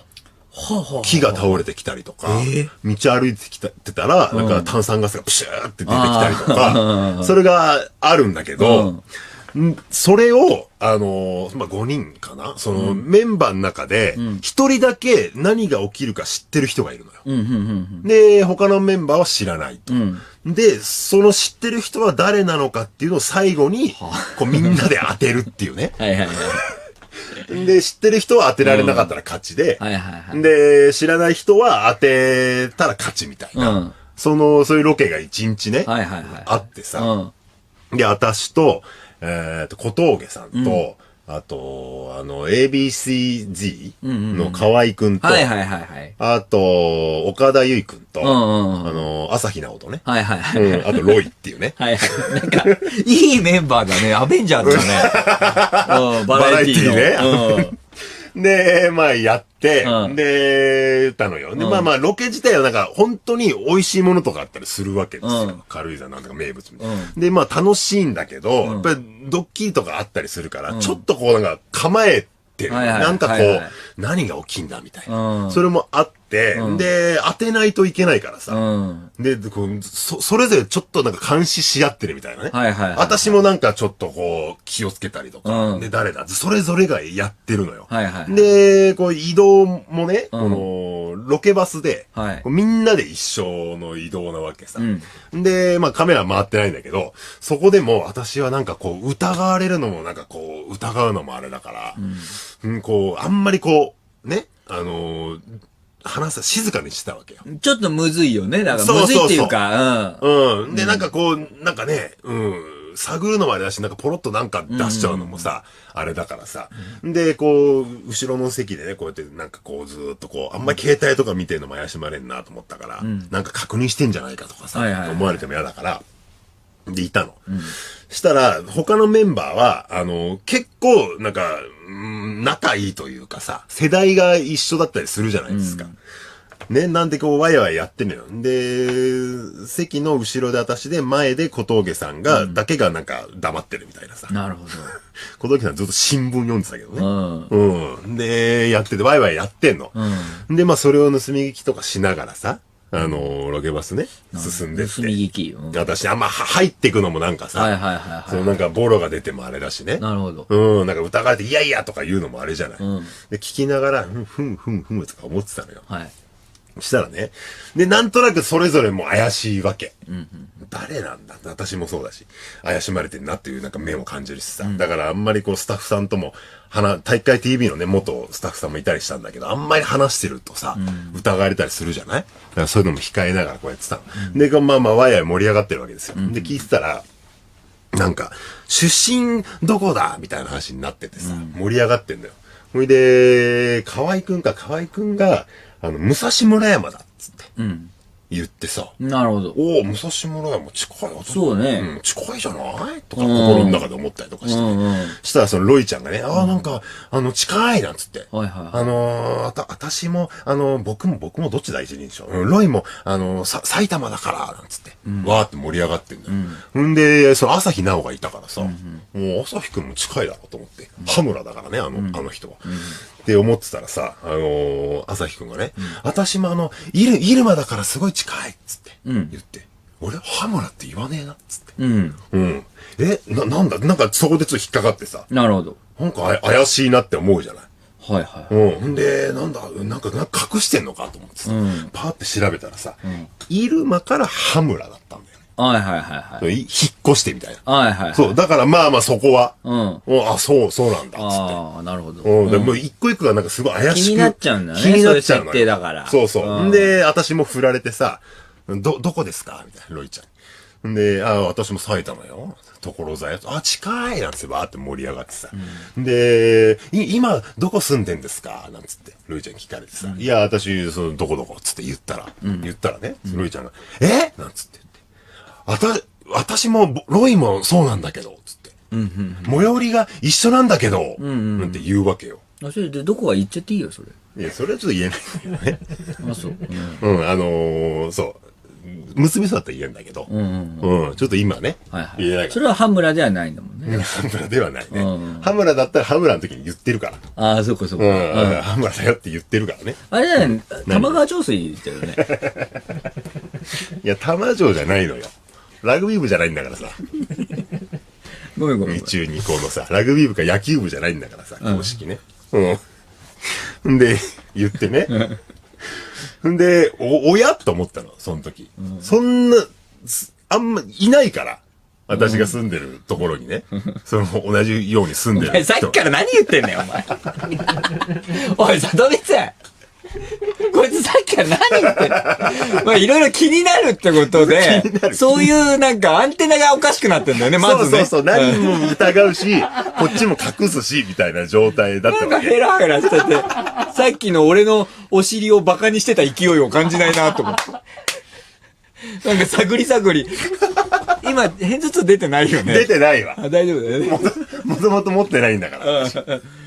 ね、で、なんかこれ引っ掛けてんじゃないのかと。私からなんかその引き出そうとしてんのかしらって思ったのよ。で、どことか知って、なんかね、どの辺ですかとか聞かれて。なんかあんまり言うのもあれだからね。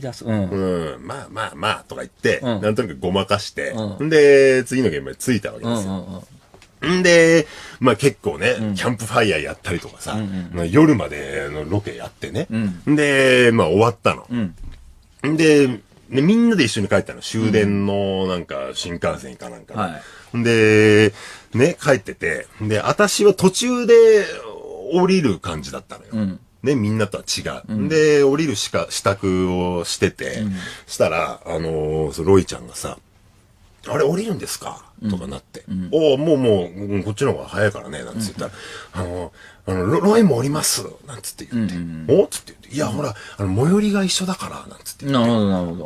本当だったのよ。はい。それはね。で、さ、そっから30分ぐらいかかるの。私の家まで。駅からだからそこの、降りてから、で、その間さ、ロイちゃんと2人ってさ、なるほど。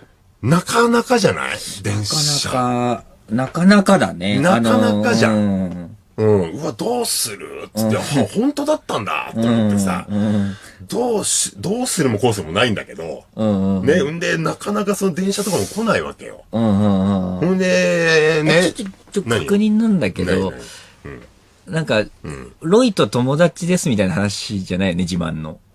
いや、自慢ではない。じゃあ、それは大丈夫。フワちゃんの時で、なんかあったか、なんか最近こう人気の、若い子に人気の人と俺仲いいみたいな感じ、なんか凝ってる感じがして、なんか俺なんかダサいなと思ってて、それなんか若者に寄ってく感じが。ロイと友達みたいな話、自慢じゃないよね。大丈夫だよね。いや、自慢ではないけど、まあ友達になったんだけどね。いや、まあ。盛り上がっちゃってさ。そっか。で、今度は一緒にね、髪切り来るとなったのよ。それはどういう流れで？いや、なんか、そのね、坊主じゃないだから、1000円カットに行ってるなっつって。話になって。それ面白いな。ロイが1000円カット。1000円カット行ってんのあ、そうなのなんつって言ってて、そうなんですーとか言っててさ。で、そのテンションなんだね、電車に乗ってる時。ずーっとそのテンション。ロイはーなんつって言って。たださ、甘いもの好きですか春日氏だ。もう、春日氏ロイ氏って呼び合うのっていうかね。春日氏は。怪しいな。お前、若い子に人気の一つ仲いい。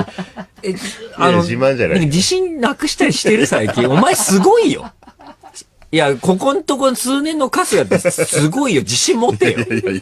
自信なくしてるわ売れけじゃない。てる人と友達ですみたいな、そんなレベルじゃないよ、お前って。いや、そういうことじゃないのよ。そういうことじゃない。自信なくして、誰かにね、こうね、寄りたいとかじゃないのよ。そっか。なるほど。いや、なんだっけそれで、1000円カットに行ってるんだって。でね、私が最近発見したのよ。初回900円のところをね。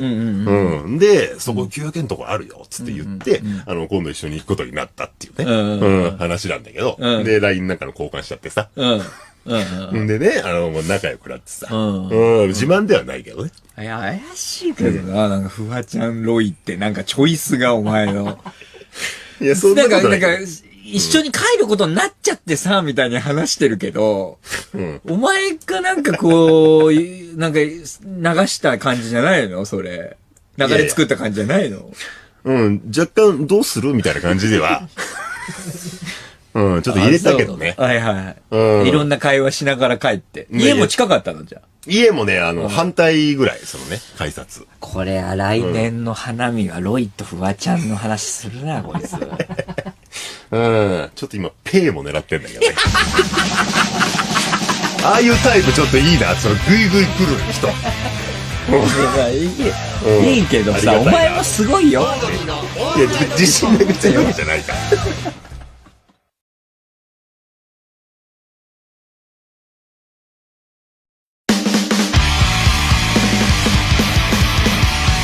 一大プレゼンツオードリーのオールナイトニッポン。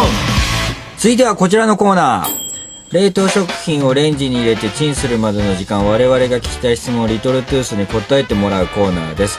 現在のテーマはその場から消えたくなった瞬間です。気まずかったり恥ずかしかったりいたたまれなくなったりしてその場から逃げたい消えてしまいたいと思った経験を送っていただきました。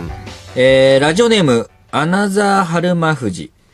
中学生の頃に家族旅行の途中でサービスエリアに寄りました。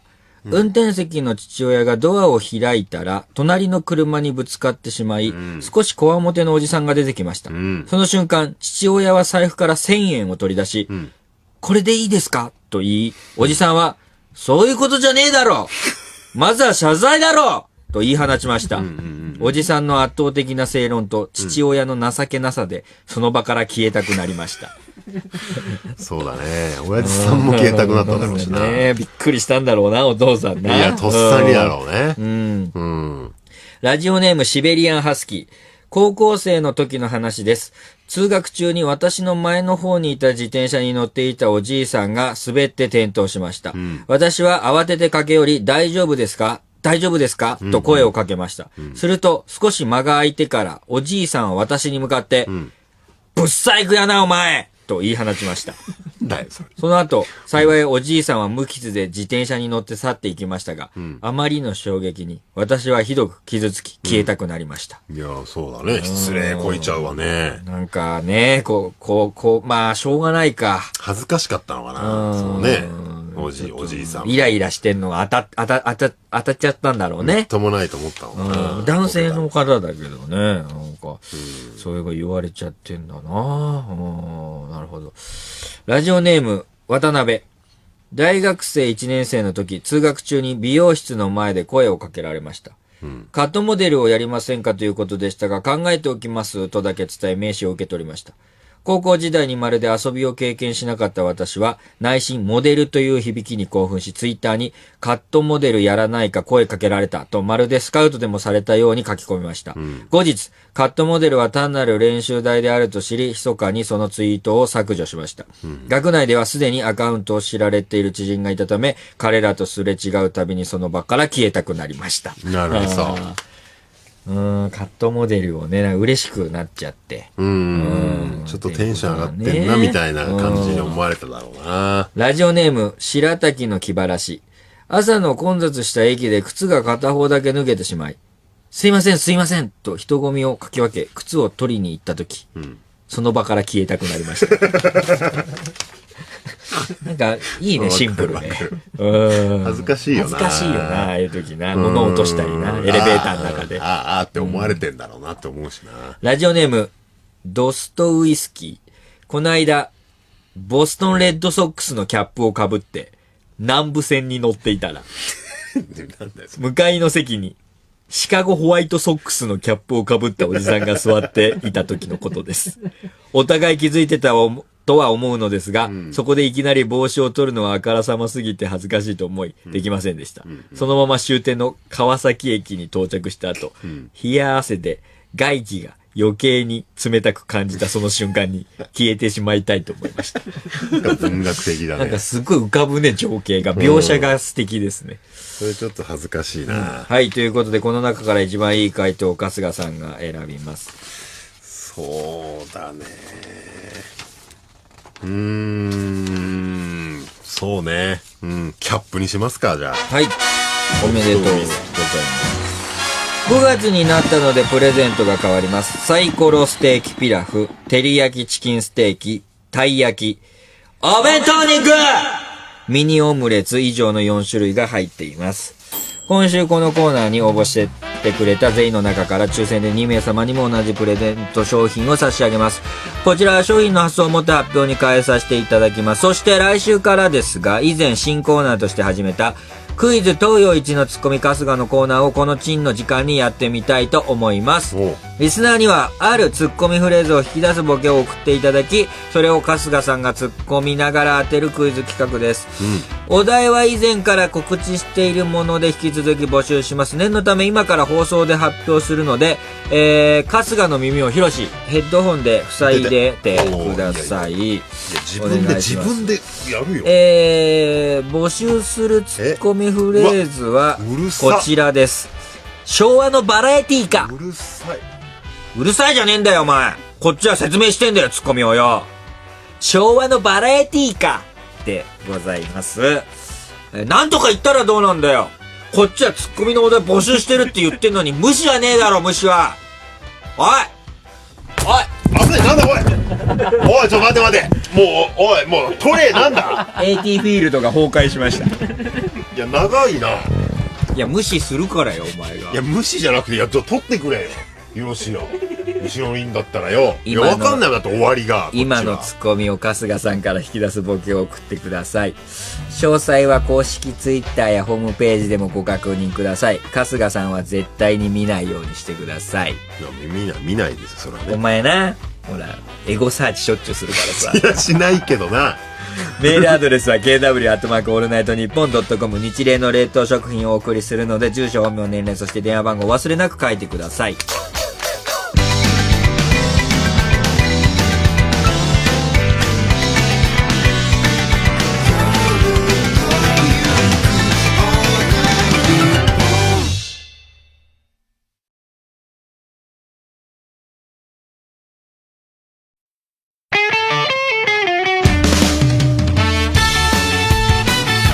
日本放送をキーステーションに全国ネットで放送中、オードリーのオールナイトニッポン。解き放て。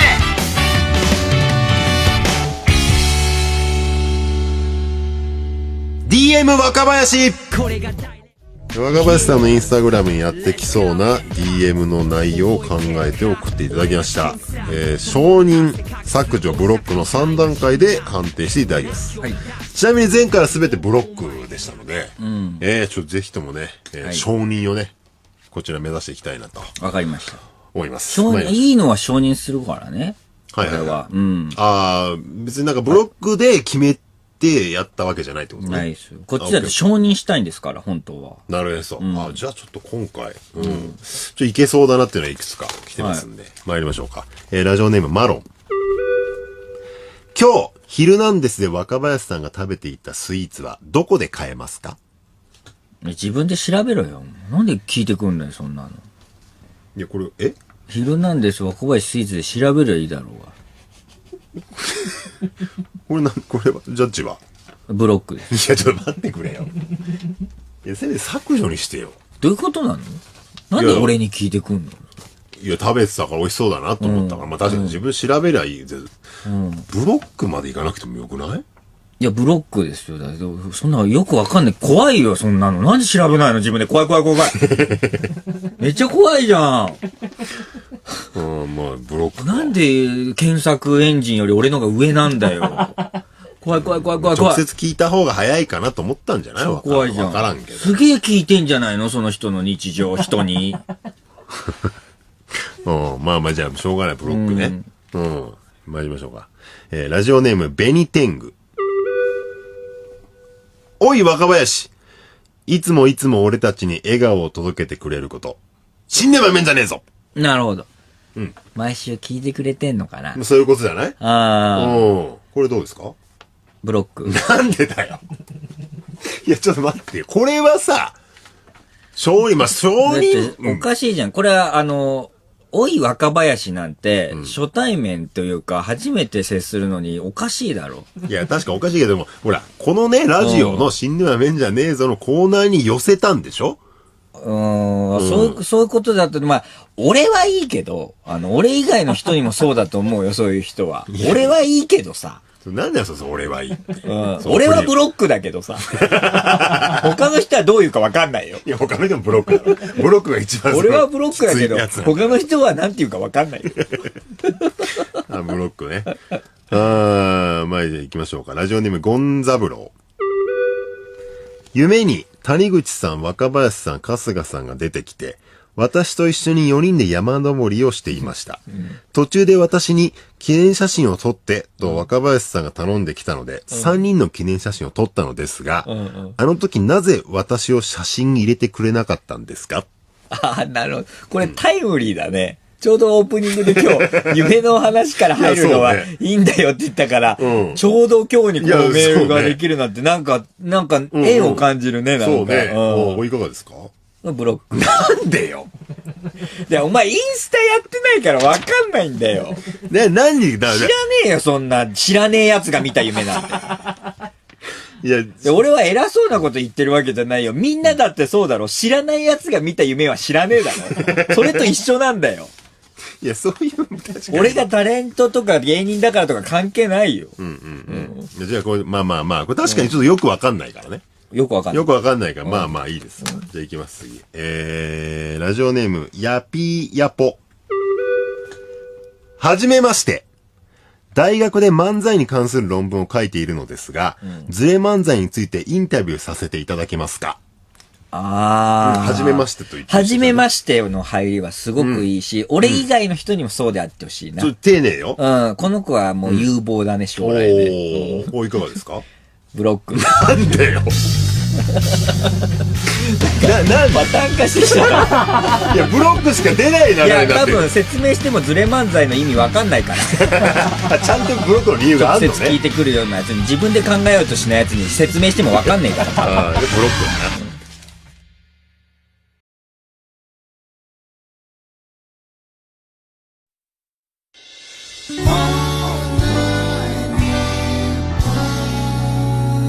オードリーのオールナイトニッポン。日霊プレゼンツ、オードリーのオールナイトニッポン。この番組は、美味しい瞬間を届けたい、日霊。以上、各社の協賛で東京中学有楽町の日本放送、キエラステーションに全国36局、なんとお送り。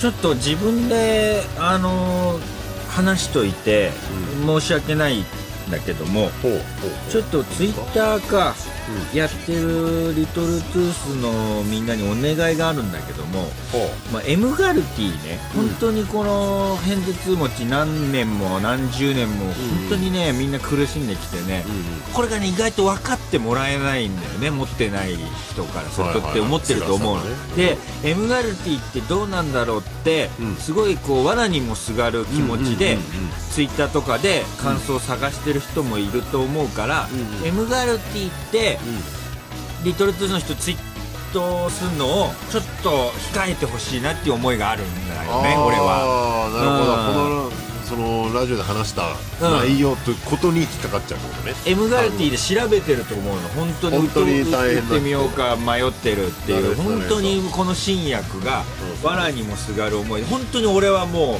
福音のような気持ちだから分かるの、その気持ちが。で俺も調べてたし、だからそうするとこう探せないじゃん、感想の人が。 M ガルティだから M ガルティってツイートするの、リトルトゥースのみんなマナーいいから、守っていただきたいなっていう、なんか話しといて申し訳ない、俺が話したのがいけないんだけど。いやでもそれ大事だね、ちゃんとした本当のね、情報がなかなか探せなくなっちゃうでしょ。なんか M ガルティどうのこうのっていうのが並んじゃうと、 M ガルティお尻とかさ、そういうのがちょっと今のもカチンときた。いやなんで笑い事じゃないから、俺たち偏頭痛仲間からしたらそれはね、別にポーミーからしたらさ、俺たちのポーミー偏頭痛の仲間だから、本当にね、仮病、熱とか出ないから、小学校の時から仮病すんなって言ってね、俺ボコボコにされてんだから母ちゃんなるほどね。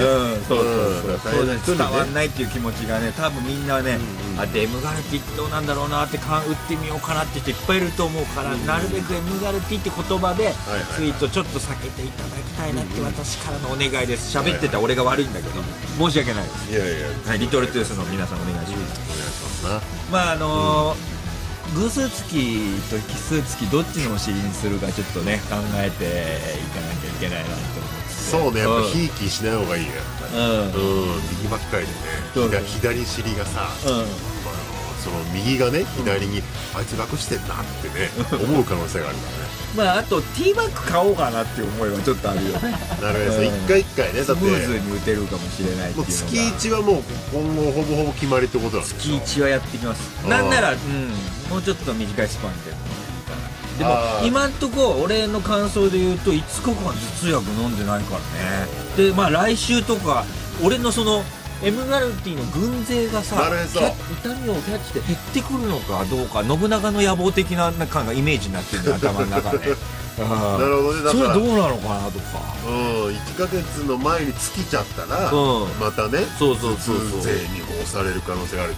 それどうなんだろうね。薬に詳しい人に聞かないと分かんないけど。でもまあ1ヶ月見て1ヶ月5日間ないだけで俺はもう本当に夢のような気持ちで、本当に M1 の以前以後みたいな感じで、俺のもう一個のやつなんでね、M っていうのもあるからね。なるほど、M1 とね M があるけど、 M に助けられたってことですね。なんかよくないな。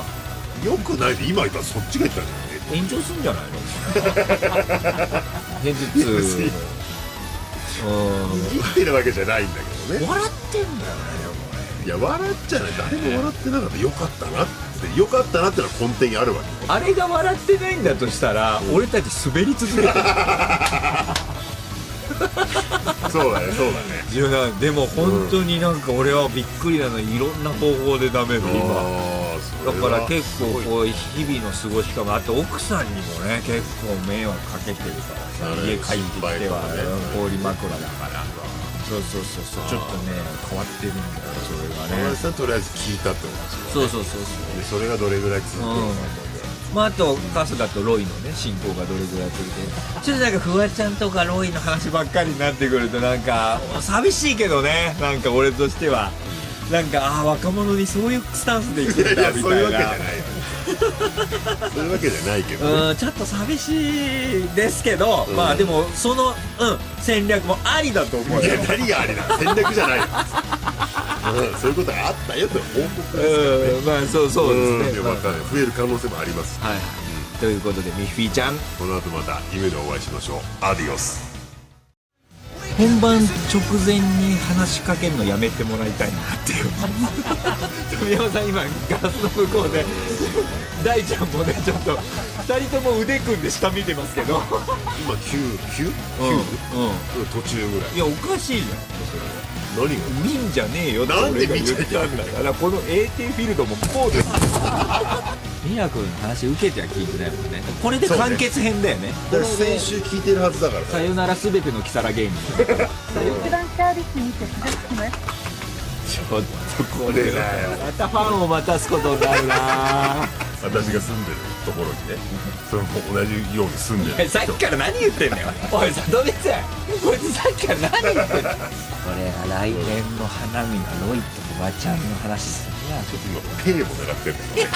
でででででででででででんですよ。いやそれは分かる。この脳のバックルに、ベルトのバックルに脳のマークがついてるバックルさ、エムガルティ頭痛戦隊エムガルティって痛みの成分を俺のスタコブラクガのように右尻左尻に入って、おい何笑ってんだお前ら、おい笑ってんだ明らかに。いや俺こんなに受けてる久しぶりぐらい受けてる。俺のこの右尻と左尻にエムガルティがこれだ、これが成分がお前ここにおいリトルトゥース、確かに俺のエムガルティを聞こえてんのか、エムガルティ